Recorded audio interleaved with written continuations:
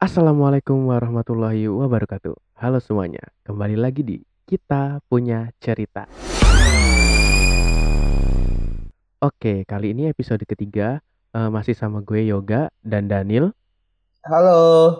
Kali ini kita akan bahas tentang social activities atau biasa disebut kegiatan sosial, yaitu ya kegiatan yang berhubungan dengan sosial gitulah.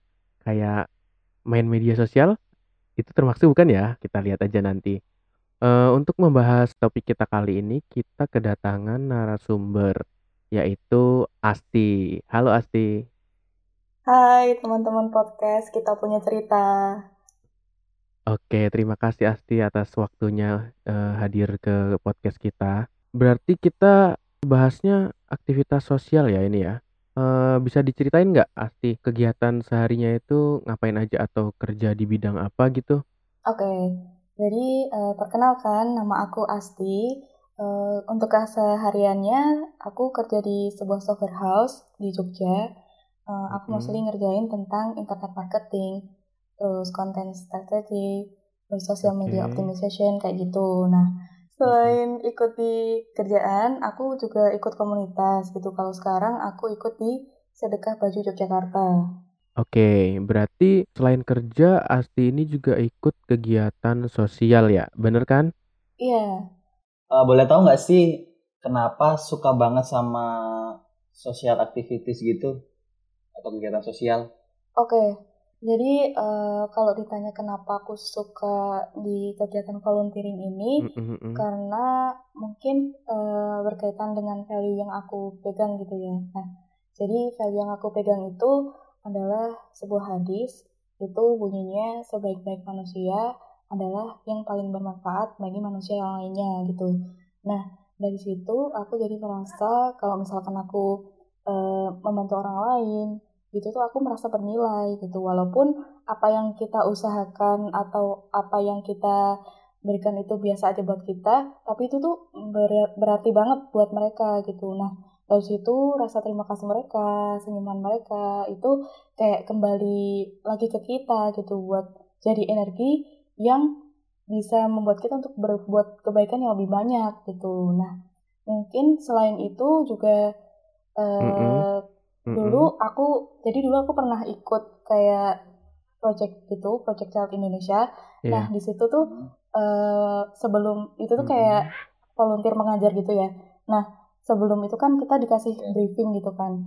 Di sana foundernya itu pernah bilang gitu. Jadi foundernya namanya Kak Aya, itu pernah bilang gitu. Sebuah kutipan dari Winston Churchill yang bunyinya itu with opportunities comes responsibilities gitu. Nah, dari situ kayak kalau kita ambil maknanya itu kayak ketika kita mendapatkan opportunity atau kesempatan yang kita inginkan untuk to work on the things we want to work on, atau bisa kuliah di tempat yang kita inginkan, punya kehidupan yang kita harapkan, sebenarnya di situ kita kayak memberi tanggung jawab untuk diri sendiri gitu, untuk menyalurkan itu semua, mengaplikasikan apa yang kita ketahui untuk hal-hal yang lebih bermanfaat gitu buat orang lain gitu. Wah, Oh luar gitu. biasa sekali ini sebuah apa ya? Sharing is caring Motivasi. gitu ya. Iya, bener. Astagfirullah. Emang Biasa aja sih sebenarnya. Jadi ketika kita punya sesuatu, kita punya ilmu atau kita punya apa, itu juga jadi tanggung jawab kita buat menyalurkannya ke teman-teman kita gitu ya. Iya. Jadi hal itu nggak berhenti di kita doang gitu ya. Iya, benar banget. mantap, luar biasa sekali Asti ini. Oke, kalau boleh tahu, jadi kegiatannya yang Asti lakukan itu sekarang itu kayak gimana bentuknya? Kalau sekarang aku ikut di sebuah komunitas namanya Sedekah Baju Yogyakarta ya. Nah, Oke. kalau Sedekah Baju Yogyakarta itu sebuah komunitas di mana kita menghimpun baju bekas yang layak pakai, terus kita pilah. Nah, nantinya kita bagikan yang masih bagus itu ke orang-orang yang lebih membutuhkan gitu. Nah, kita biasa bagiinnya, kadang kita turun ke jalan langsung gitu, atau ke kampung pemulung yang di Yogyakarta gitu. Tapi kita seringnya kayak kerjasama gitu sama mahasiswa atau organisasi di Jogja buat menyalurkan baju-baju itu gitu. Nah, kita selain itu juga kerjasama dengan event tukar baju dari Zero Waste Indonesia gitu. Nah, kita bantu di sana gitu. Buat teman-teman yang, nah kalau tukar baju sendiri itu kayak misal kita punya baju terus kita udah bosen nih sama modelnya gitu. Nah, kita bisa ke event tukar baju itu buat menukarkan baju kita dengan model yang baru kayak gitu. Menarik juga ya Nil. Iya. Jadi semisalnya aku punya baju bekas, udah bosen, terus aku bisa ini ya, bisa salurkan melalui proyek tersebut buat orang lain gitu ya. Iya, kalau misalkan di sedekah baju kita bisa tampung bajunya itu untuk nanti kita salurkan. Kalau ditukar baju itu kalian bisa daripada ngeluarin duit buat beli baju lagi kan mending tukerin aja gitu daripada numpuk di lemari gitu. juga kan. Gitu. Iya sih, itu beberapa orang mungkin juga sempat ngalamin juga, kayak misal kita dari SMA, kuliah, kerja gitu kan mesti punya banyak baju yang udah nggak kepake tapi kita bingung mau ditaruh di mana, mau dirongsoin tapi tukang rongsonya nggak datang mau dijual bingung kemana gitu. Itu juga problematika juga sih. Iya, bener banget. Orang lain atau orang umum bisa ikutan nanti nggak sih, misal jadi volunteernya atau mau nyedekahin bajunya gitu atau jadi panitianya, bisa nggak sih? Kalau di tukar baju itu kalau misalkan jadi mau nukerin bisa banget, itu ada buat umum gitu, dan biasanya nggak cuma di Jogja aja ya, jadi di Jakarta ada, di Bandung juga ada gitu. Nah, biasanya kalau di Jogja sih biasanya diadain sebulan sekali gitu dulu. Nah, kalau sebelum ikut event itu nanti teman-teman bisa kayak daftar di link pendaftarannya mereka, terus nanti bayar 5.000 untuk kayak HTM-nya gitulah.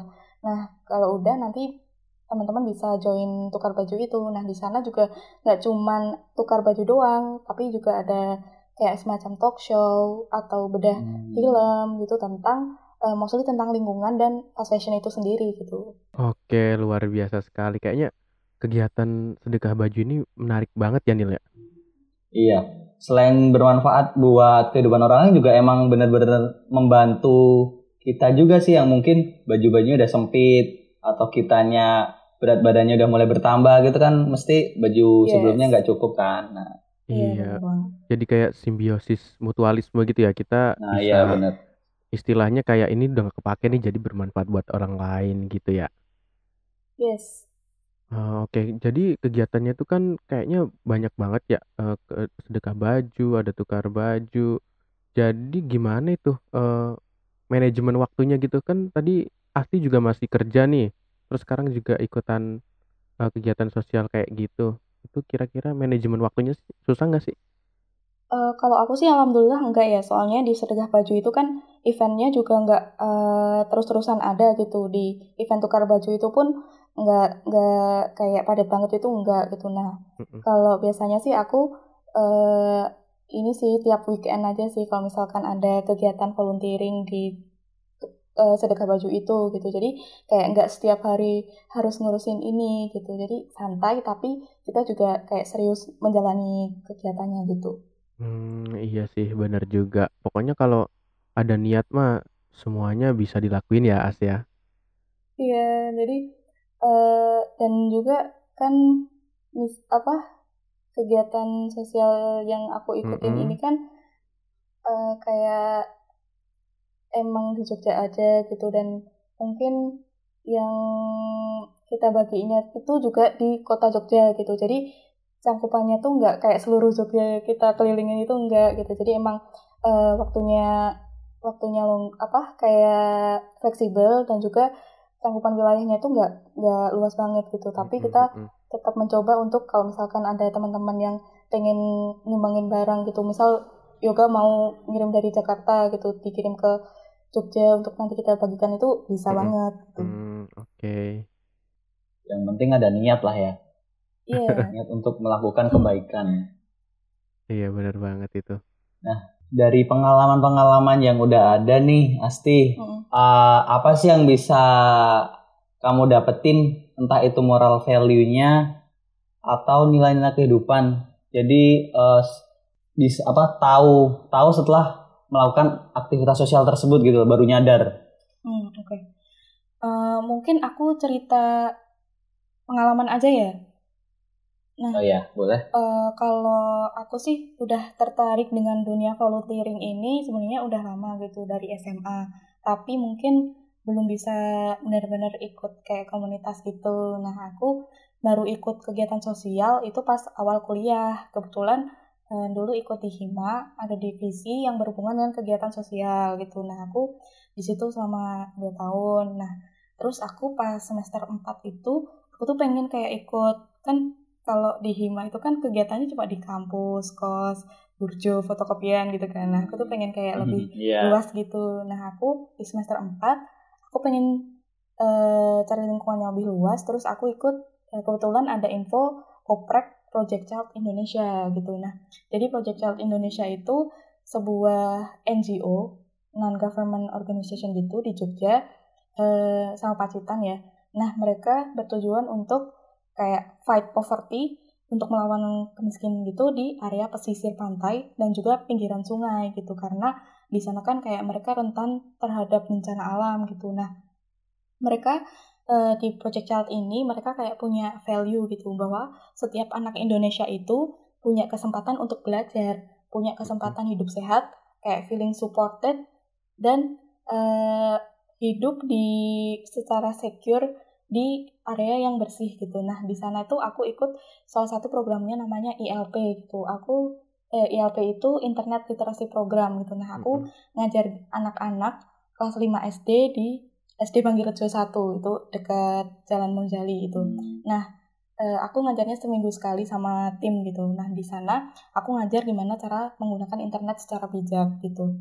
Gimana melindungi data mereka dan gimana dapat informasi baik di internet gitu. Nah, kalau dari kegiatan PCI itu sendiri, aku belajar kayak ternyata susah banget jadi guru gitu, terutama guru SD gitu. Aku kira itu enak gitu, anaknya tuh nurut gitu kan. Gitu tapi ya. Iya bener. Tapi ternyata nakal-nakal ternyata. Nggak nakal sih, cuman nggak mau dengerin gitu. Nah, iya. Nah, di situ tuh aku belajar jadi guru tuh ternyata susah gitu. Nah, apalagi anak-anak kelas 5 SD itu kan masa peralihan banget ya, kayak bukan anak-anak tapi juga belum remaja gitu kan. Benar. Nah, banyak yang ngeyel, protes kayak itu. Nah, aku belajar itu sih. Terus satu lagi, ternyata penting banget gitu buat orang tua atau mungkin kita yang punya keponakan atau adik kecil itu buat mengawasi benar-benar penggunaan internet mereka gitu, karena anak-anak itu kan punya rasa penasaran yang tinggi ya, terus mudah terpengaruh juga gitu. Nah, bahkan temanku di PCI itu pernah ditanyain, anak SD, tanyainnya gini, Mbak udah punya pacar belum? Gitu. Terus pernah making love nggak sama pacarnya kayak gitu? Dia tuh tahu dari mana gitu. Terus sumpah itu sampai ditanyain kayak gitu. Terus ya itu sih aku. Kelas berapa itu? Antar kelas 4 atau kelas 5 kayaknya. Nah itu parah banget sih ya. Ya itu agak shocking, pengalaman yang agak shocking itu. Nah, kalau selain yang di PCI itu, aku ikut di Dream the Lion juga di semester 5. Aku daftar. Dream the Lion itu sebuah community development yang fokus ke isu-isu terkait dengan pendidikan, kesehatan, sama lingkungan gitu. Nah, di sana kalau sekarang daerah aktifnya buat Dream the Lion itu ada di Jakarta gitu, di Rusunawa Pinus Elok ya kalau nggak salah. Ada kan ya Rusunawa Pinus Elok? Ada. Nah, itu ada tapi nggak tahu di mana. Kayaknya ada. pasti ada. Ya. Jadi mereka kalau tiap weekend itu ngajar anak-anak di sana gitu, di rusun itu. Terus Dream the Lion juga kayak kerjasama dengan Bank Indonesia buat kayak ngelatih ibu-ibu di sana tentang kayak menjahit gitu. Terus mereka juga punya brand namanya Elok by Ibu, kayak nyediain pouch, tas, merchandise gitu. Nah, di sana di Dream the Lion itu aku belajar banget soal project management gitu, terus ketemu orang baru dan kayak mengantarkan kesempatan yang aku dapat sampai saat ini gitu. Jadi banyak banget sebenarnya apa yang aku dapat dari kegiatan komunitas itu gitu. Iya, kalau aku lihat sih dari pengalamannya Asti ini yang denger aja ngerasa banyak banget sih value-nya yang bisa didapetin. Jadi mungkin teman-teman juga yang mau apa ya kayak istilahnya ikut aktivitas sosial gini tuh pasti bakalan dapet apa ya kayak manfaat yang banyak juga buat diri sendiri dan buat orang lain juga pasti juga banyak banget ya Asti ya. Aminin aja ya. Puasan tersendiri. Bisa mengetuk hati juga nih. Oh iya, aku selama ini gini. Jadi, lebih mementingkan. Iya, tapi kalau mengingat apa ya aktivitas sosial itu kan istilahnya aktivitas yang apa ya kalau boleh aku bilang tuh belum pokok bukan tidak utama gitu, maksudnya nggak bisa menghasilkan profit buat kita. Maksudnya itu aktivitas ya emang kita itu harus merelakan apa ya jadi relawan gitulah ya nggak sih ya. Jadi tanpa ada keuntungan yang kita terima secara materi mungkin ya, secara materi gitu. Jadi untuk ngelakuin hal itu tuh sebenarnya kok mau gitu. Kenapa? Kok mau apa itu tuh termasuk kayaknya hidup kita nih harus kayak gini gitu. Jadi apakah itu udah direncanain dari awal atau mungkin itu bagian dari apa ya? Kebingungan gitu. Hidup di dunia itu mau ngapain sih? Apa bisa berguna apa enggak gitu? Ada nggak sih kayak kebingungan gitu atau gimana? Iya, jadi mungkin kembali lagi yang tadi ya kayak kenapa sih aku mau ikut volunteering kayak gini. Nah, mungkin aku kalau boleh aku mengutip lagi.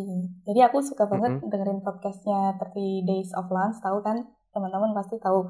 Nah, pas salah satu episodenya sama Ivan Deva soal kayak Living in the Crossroad kalau nggak salah ya judulnya.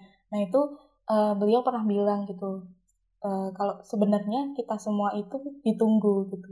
Kita ditunggu untuk memudahkan orang lain gitu. Nah kita tuh nggak sia-sia walaupun kita melakukan untuk orang lain, tapi kita dapat dampaknya gitu. Walaupun nggak secara material, tapi kita belajar lebih banyak gitu. Kita jadi lebih mahir, kita lebih kenal banyak orang, kita punya pengalaman yang lebih banyak kayak gitu.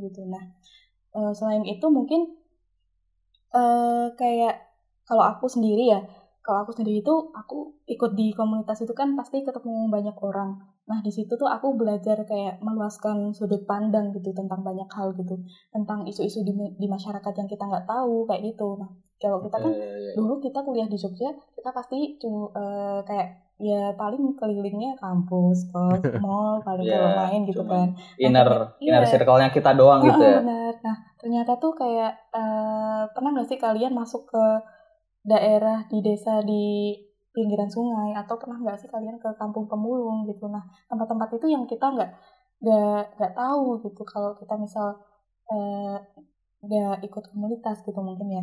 Nah terus ternyata setelah ngobrol dan menyimak dengan banyak orang itu, aku merasa kalau hidup ini tuh kayak terlalu sempit untuk kita lihat dari sudut pandang kita sendiri gitu. Karena pengetahuan kita terbatas, kita nggak sempurna gitu. Kita butuh orang lain buat membuka pikiran kita, buat ngajarin kita juga gitu. Oh gitu. Sempet ini nggak sih takut gitu atau was-was apalagi kan cewek ketika kita masuk ke lingkungan baru yang jauh dari jangkauan kita atau perkampungan gitu? Kalau aku sih enggak ya, soalnya emang dari awal niat kita udah nggak pengen gangguin atau gimana gitu. Kita pengennya bantuin gitu dan juga kita kan sebelumnya udah kayak kulon dulu gitu sama penduduknya di sana gitu. Kayak kita ya bangun relasi di sana, terus menyampaikan tujuannya gimana kayak gitu. Nah mereka dan kita kan juga berbanyak gitu, jadi nggak ada sih sebenarnya rasa takut itu, malah asik gitu bisa ketemu banyak orang. Jadi sejauh ini nggak ada masalah ya untuk proses kayak pengenalan kita dari mana, kita mau ngapain gitu. Kan mungkin beberapa masyarakat atau warga ada yang ini apaan sih gitu, kayak nggak suka Kalau orang datang mungkin. Enggak sih, soalnya selama ini enggak ada sih, soalnya udah sebenarnya aku masuknya itu karena mereka udah kayak lumayan sustain gitu, jadi mereka udah kayak punya relationship yang bagus sama masyarakat di sana gitu, jadi kayak aku masuk ya udah baik-baik aja sih, maksudnya ya nggak perlu takut juga gitu. Oke. Kan udah lumayan sering nih berkecimpung di aktivitas sosial. Ada nggak sih omongan dari teman-teman atau dari keluarga gitu, ngapain sih ngurusin sosial mulu, nggak ada kegiatan lain apa gitu? Terus kalau ada yang gitu kira-kira gimana tanggapannya? Kalau itu sih nggak pernah sih aku, soalnya aku alhamdulillahnya circleku itu orangnya baik-baik gitu. Nah keluarga aku juga kayak nggak pernah protes gitu, paling ditanyain kapan pulang gitu doang sih, cuman nggak sampai yang diprotes banget gitu. Nah kalau misalkan ada orang yang nyinyir juga pun aku kayak nggak peduli juga gitu, soalnya banyak hal yang bisa dikerjain selain dengerin omongan orang-orang gitu. Iya sih bener banget. Jadi kita ya yang penting intinya kita bekerja atau beraktivitas dengan baik, dengan tujuan yang baik, yang mulia gitu ya. Terserah orang lain mau komentar apa gitu. Iya, dan kita juga nggak gangguin orang juga gitu, nggak buat masalah sama orang lain gitu. Iya bener banget sih. Tapi oh ya yang aku penasaran nih, kegiatan sosial itu kan maksudnya kalau buat maksudnya aku belum pernah sih kayak butuh effort yang gede gitu ya buat merelakan sesuatu kegiatan yang istilahnya kalau itu tuh nggak dapat uang gitu loh, jadi nggak ada keuntungan secara materi kan susah ya kalau di zaman sekarang ini. Terus kalau Iya. menurut Asti tuh buat cari kru atau cari istilahnya orang-orang yang satu visi untuk melakukan kegiatan itu susah nggak sih gitu?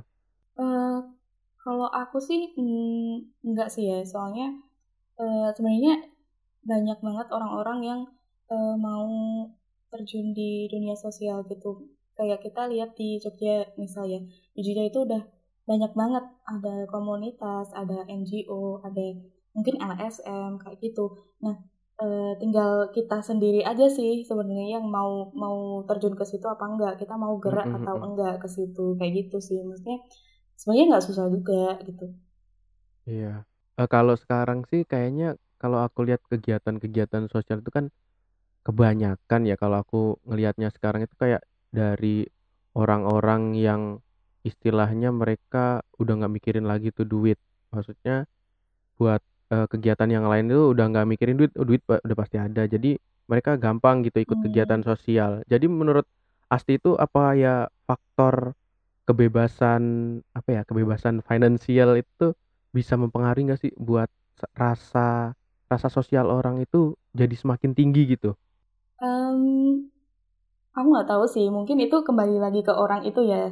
Maksudnya kalau dia misal udah punya privilege yang tinggi pun, kalau misal mereka nggak punya empati, mereka ego sama dirinya sendiri gitu, ya itu ya ya sama aja gitu. Maksudnya yang penting kalau misalkan menurut aku, kalau misalkan mau terjun ke dunia sosial itu punya value yang kuat gitu, punya value untuk menolong orang lain, untuk berkontribusi, berkolaborasi, kayak gitu sih yang lebih penting daripada kayak material gitu. Menurut aku itu.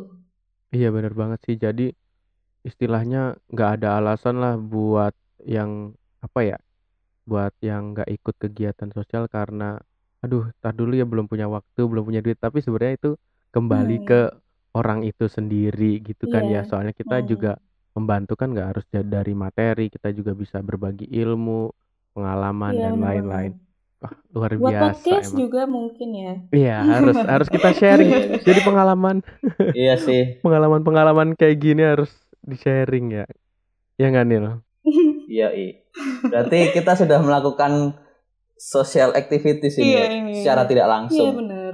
Oke, kalau kontribusi sekarang mungkin kita bisanya buat ini gini ya Nil ya, buat sharing-sharing pengalaman gini. Siapa tahu nanti kita ke depannya Iya bisa benar. kayak kayak Asti bisa terjun langsung buat apa gitu, melakukan kegiatan sosial. Sebenarnya kadang aku sendiri pun pengen sih ngeliat teman-teman atau beberapa orang kayak ikut kegiatan sosial kayak bakti sosial atau apa. Cuman kadang apa ya, yang pertama nggak ada yang ngajakin, yang kedua temennya, aduh nanti temennya siapa, atau aduh nanti aku harus bersosialisasi dulu sama ini teman-teman di sana gitu. Itu sih mungkin kendalanya itu aja sih. Iya sih, mungkin dulu pas pertama aku ikut di PCI itu aku kan kayak benar-benar keluar ke circle yang nggak aku kenal sama sekali gitu, bahkan nggak ada seorang pun yang aku kenal di sana gitu. Nah aku sempat kayak emang takut banget gitu, kayak aku insecure gitu, apalagi aku melabeli diriku sendiri sama kayak aku tuh introvert, aku tuh nggak bisa kenal sama orang kayak gitu. Awal-awalnya aku emang kayak gitu juga gitu, tapi ternyata setelah dijalanin nggak seburuk yang aku pikirkan gitu. Ternyata orang-orang di komunitas atau NGO itu mereka kayak open sekali dengan kita untuk join gitu. Kalau di kantormu ada nggak sih Nil, kayak misal ada apa ya, kayak komunitas gitu, kantornya yoga juga, komunitas yang sosial gitu atau kegiatan sosial gitu? Oh, mungkin kegiatan sosial salah donor darah termasuk nggak sih? Iya boleh, bisa tuh. Iya, jadi kadang dari Korpri sendiri ngadain donor darah di kantor juga, itu sering juga sih. Jadi kayak ada selebaran. Tapi jujur aja, aku karena dulu pernah karena sempat sakit DB terus transfusi darah, jadi sampai sekarang nggak berani buat donor darah gitu. Takut kekurangan darah gitu. Aku juga nggak berani sih, aku takut jarum soalnya. Kok aku juga sama ya, aku juga pengen donor darah tapi takut disuntik. Nggak bisa donor darah lewat Bluetooth gitu ya? Harus ciptakan teknologi dulu. Padahal kamu udah plus loh. Jangan bongkar rahasia dong, Asti. Oke. Kita kan sama nih, kita sama. Ya, kalau di tempatku juga ada kegiatan sosial loh. Mau tahu nggak kegiatannya kayak apa? Apaan tuh? Jadi kalau ada tebak-tebakan. Bukan. jadi kita kalau ada orang sakit, kita ngumpulin uang atau ngumpulin apa buat dikasih. Itu kan sosial juga, ya nggak? Iya, bisa sih.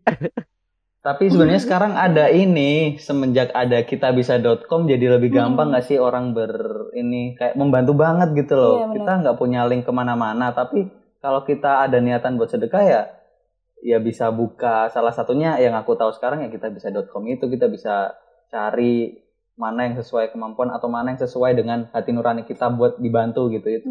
Apalagi di masa-masa pandemi ini ya, kayak banyak banget yang open donasi gitu. Terus walaupun kita di rumah aja, tapi kebaikan kita bisa kemana-mana, ya nggak sih? Luar biasa, mantap sekali emang. Iya bener banget sih. Soalnya ya di saat kayak gini tuh memang kita harus bersama-sama berjuang untuk menghadapi satu musuh yang sama gitu ya.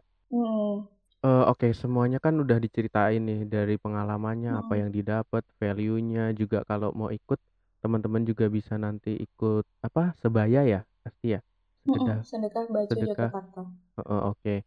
Nanti bisa kita cantumin juga untuk Instagram atau kontaknya untuk sebaya dan Asti, teman-teman yang mau ikutan berpartisipasi, mau jadi apapun atau mungkin sekedar buat kepoin aja, nanti bisa langsung kontak lah, siapa tahu dari rasa ingin tahu jadi ingin melakukan gitu. Iya benar. Boleh.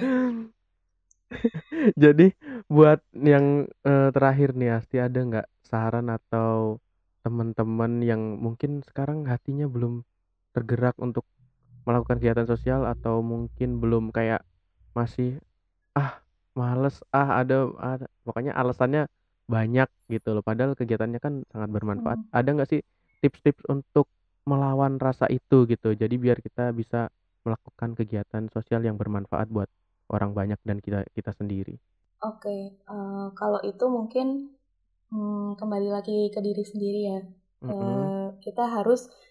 Kita tuh dikasih 2 mata, kita dikasih 2 telinga dan 1 mulut gitu, yang artinya we have to actively listen more than we speak gitu. Kita harus lebih memperhatikan ke sekitar gitu. Kalau aku sendiri mungkin kadang sebelum pandemi ini ya, aku kayak sering jalan-jalan keluar sendiri gitu pagi-pagi atau sore-sore gitu, terus kayak memperhatikan sekitar gitu, terus tanpa sadar kayak membuat aku lebih bersyukur gitu. Bukan berarti aku kayak menganggap rendah orang lain ya, tapi kayak ya itu, terus kita harus kayak bisa menurunkan ego kita sendiri untuk lebih berempati gitu. Karena mungkin kalau tentang bersyukur ya mungkin kita sering kayak dengar orang-orang yang membandingkan gitu. Kenapa sih harus bandingin ketika mau bersyukur gitu ya, bersyukur aja gitu. Terus emang salah ya kalau bandingin, ya mungkin enggak gitu, tapi kita nggak harus membandingkan kenikmatan yang kita dapat ke orang lain gitu, karena orang-orang tuh kan dianugerahi manfaat masing-masing gitu. Tinggal kita kayak gimana menurunkan ego itu menjadi sebuah empati gitu. Banyak ngobrol dan diskusi tentang isu-isu yang ada di masyarakat saat ini. Kayak sekarang kan banyak banget ya pasti forum atau talk show gitu ya mungkin untuk kayak bahas isu lingkungan atau masyarakat, sosial, ekonomi kayak gitu ya. Benar. Nah, tinggal kita aja sih. Sebenarnya banyak kesempatan gitu untuk berbuat baik, tinggal kita mau apa enggak gitu. Wah, luar biasa. Emang. Berarti emang semuanya kembali ke diri kita masing-masing. Diri kita masing-masing. Kalau aku boleh nambahin ya. Iya. Gimana? Jadi kayak salah satu kata-kata yang membuat aku sampai terenyuh sampai sekarang gitu, yang aku terngiang banget gitu. Aduh, jadi siapin tisu dulu nih. Aduh. siapin tisu pemirsa, oke. Iya. Sudah siap. Oke. Jadi gimana nih? Kocak. Jadi dulu aku kayak pernah ikut ke kajian yang diisi Dr. Gamal Alpin Said. Tahu kan ya? Tahu.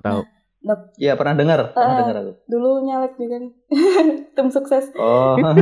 Nah, dulu tuh beliau bilang sesuatu yang bikin aku tuh langsung kayak terenyuh gitu.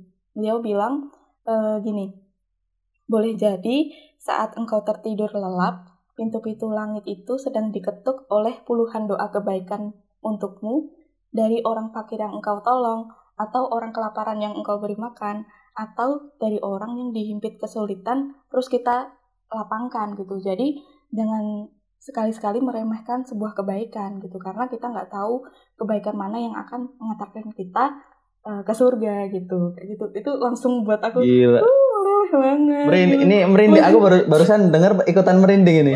Banget aku ikutan merinding dengarnya. Iya, luar biasa ya. Iya sih, benar.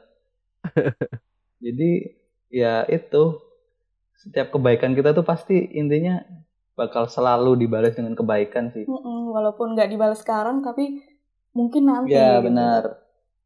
Bisa secara langsung ataupun nggak langsung gitu, sambil kita merefleksikan diri. Oh iya ya, dulu aku pernah gini. Iya, benar banget sih. Dengan bentuk yang berbeda-beda juga kan. Kita bantu apa, nggak mesti baliknya juga seperti yang kita keluarkan gitu ya. Iya, benar. Dan satu lagi sih, kayak jangan berekspektasi gitu ketika kita buat kebaikan gitu. Kalau kita berekspektasi tuh kayak kita mengharapkan suatu ke orang lain, terus kalau kita nggak dapet itu kadang kita capek juga gitu. Jadi ya udah, berbuat baik untuk dirimu sendiri aja gitu. Kalau konsepnya kayak gitu, dongkol sendiri nanti dia. Bener. Ya kok nggak dapat kebaikan lagi sih gitu. Oke, luar biasa sekali.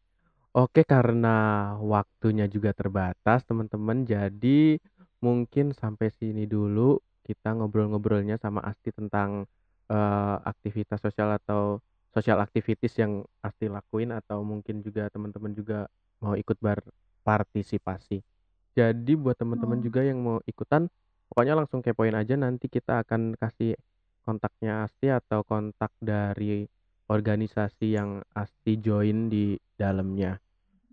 Oke, Asti, terima kasih udah mau share pengalamannya yang aku yakin sih ini sangat bermanfaat, bukan buat bukan buat teman-teman, tapi buat aku juga ya, Nil ya. Iya, buat kita juga saling belajar intinya. Bener banget. Thank you juga udah mengundang. Nah ya. Ditodong juga aku. Kita mau nggak pokoknya harus mau. Kita kan berbagi kebaikan, jadi ya inilah sedikit kebaikan yang bisa kita bagi ya, Nil ya. Iya, bener. Oke, terima kasih Asti buat waktunya. Pokoknya Iya, lanjutin sama-sama. terus aktivitasnya. Siapa tahu nanti kita juga bisa gabung ya, Nil. Ya, siapa tahu. Harus bisa ya, harus Iya, bisa. benar. Oke, makasih yang udah dengerin. Sampai jumpa lagi di cerita bareng teman cerita kita selanjutnya. Jadi stay tune aja. Oke, gua Yoga. Gue Daniel. Gue Asti. Dadah. Bye.